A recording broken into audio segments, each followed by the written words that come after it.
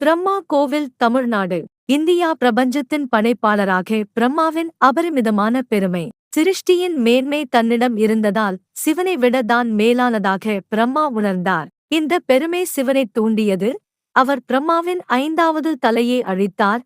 மேலும் அவர் தனது படைப்பாற்றலை இழக்க நேரிடும் என்று சபித்தார். இந்த சாபத்திலிருந்து விடுபட பிரம்மா சிவன் கோயில்களுக்கு யாத்திரை செய்யத் தொடங்கினார். தனது யாத்திரையின் போது பிரம்மாவும் இந்த கோயிலுக்குச் சென்று பிரம்மபுரீஸ்வரைச் சுற்றி 12 சிவலிங்கங்களை நிறுவி கணிசமான காலம் இங்கு சிவனை வழிபட்டார். பிரம்மாவின் பிரார்த்தனையால் நெகிழ்ந்த சிவன் தேவி பார்வதியின் வேண்டுகோளின் பேரில் அவருக்கு மகிழ மரத்தடியில் தரிசனம் அளித்து அவரது சாபத்திலிருந்து அவரை விடுவித்தார். சிவன் படைப்பின் சக்தியையும் பொறுப்பையும் பிரம்மாவிடம் மீட்டார். சிவனும் பிரம்மாவுக்கு இக்கோயிலில் தனி சந்நிதி வேண்டும் என்று அருளினார். பிரம்மாவே தனது விதியை இங்கு மாற்றி எழுதப்பட்டிருப்பதால்